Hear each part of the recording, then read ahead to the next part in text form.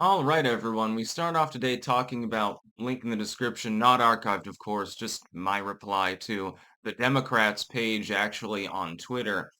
They're trying to glom on to the Cracker Barrel hate thing too, which is funny because the first reaction was, well, these conservatives, they just don't like it because they remove the white man from the logo. Really, it's more about the interior redesign than anything else. Um, because Cracker Barrel has a certain aesthetic. They're going to be removing that aesthetic over time and make it just another sterile sort of corporate-ish thing. I mean, I realize it already is a corporation thing, but at the very least, there was an attempt at artful presentation, so to speak. Now they're Sovietizing it. Same with the logo, but that's beyond the point. But the Democrats are like, we too hate this. And basically, it is universal at this point. But I thought it was funny them trying to glom onto it because this sort of thing is happening specifically because of the wokeness mind disease. That's basically what's happening here. We've seen it now for a very long period of time. First, they came for the beauty and aesthetics of civic art, for statues and stuff like that. You can probably remember that period of time. Tearing down statues, leftoids are trying to vandalize fine art, paintings, and stuff like that, especially the climate control crowd and things like that. And so, climate change rather. What's happened is that the left has been steadily doing this now for decades. I mean, it doesn't begin anytime recently. I mean, it starts decades and decades ago, before most of us were actually born. Technically, you can look at the transmogrification of art and its use as a propagandistic message.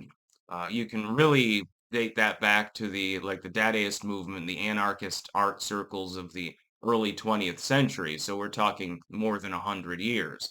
And since then, leftist movements have been trying to, usurp what had been beautiful and turn it ugly as a statement against, everything good and wholesome in culture. This is just the latest step in that. So, I mean, I'm not going to bother eating at Cracker Barrel just because I don't really dine out that often.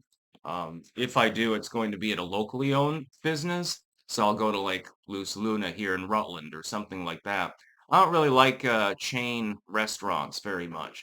Once in a great while, it's okay to have a Whopper or some fries or something like that, or a hot dog from Five Guys. It's perfectly fine once in a while, but it's not the sort of thing I eat on the reg. There's a reason for that. I'd like to make it to 40, not die of a massive stroke or something like that from all the grease and salt and shit like that in most of that food. So if I dine out, I prefer something that's owned locally and actually made well. But watching the Democrats pretend, number one, to care about the issue, which I don't think that they actually do, and number two, that they weren't in part of the inspiration for things like this happening is just hysterical. Think about it this way: the Democratic Party, for a very long time, has tried to broaden its umbrella to cover more and more of the left. The left keeps moving more and more left, and so they have to keep expanding outwards in that direction. The center of gravity moves, therefore, more steadily to the left in order to try to get especially certain younger blocks of voters who are very, very far left at this point to vote for them. Bernie Sanders is now considered a moderate by some of these people. They've gone that far out into left field. They're no longer even in the stadium at this point. Uh, Under such circumstances, it's very funny to see the Democrats who have enabled these groups, who have given them money, who have ignored their malevolence, who have made excuses for them. These are just lay liberals. They make excuses for groups that transmogrify art and make it hideous, or they try to censor things. Look at, for instance, the Land O'Lakes butter lady. The Indian on front of the Land O'Lakes butter is gone. There was never any compelling reason to remove it. I never heard any so-called native group complaining about it. I saw white NIMBYist wasps from the upper middle class complaining about it. And then all of a sudden, the company preemptively decided to scrub that. They went after Uncle Ben's rice.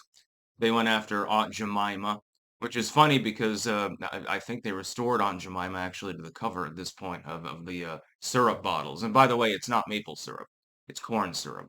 And actually, one of her descendants actually came out and was asked about it, and she was like, "No, she wouldn't have liked this at all. She was proud of the fact that she was on the syrup bottle. She was proud of the fact that she had become iconic within Americana. And that goes to the other debate is over Americana. What does it mean for something to be Americana? Um, the aesthetic, though, is quite clear. There doesn't really need to be any subjective debate over it. It's kind of obvious what that entails, what it pertains to. I mean, we still do create Americana now. It's just it's all made in China for the most part. Oh well, you have to take what you can get, I suppose. Cracker Barrel made a huge mistake. The Democrats, realizing how unpopular this was, under normal circumstances, probably would have said, well, Republicans are always claiming that corporations can do whatever they want because they're people and stuff like that. And they would have said, you're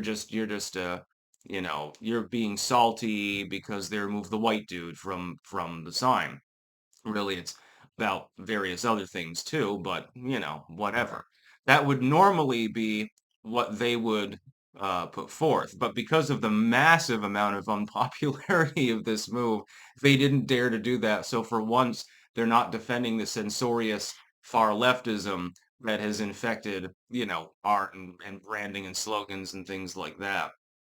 So it's like Google was once "Don't be evil." And it's no longer that anymore now, is it? The times they are changing. And it's funny. And it's almost like the left is relapsing into Bob Dylan lyrics or something like that. They finally found one woke move that they could not defend because they would have taken such a fucking beating if they had defended this move. I would have been even funnier, actually.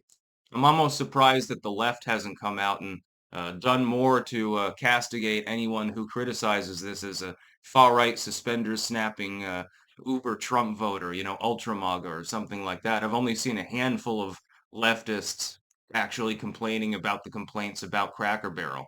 Most of them have the common sense not to wade into the issue with that particular opinion because this is more than an 80-20 issue. This is more like a 95-5 issue. That's about all. Peace out.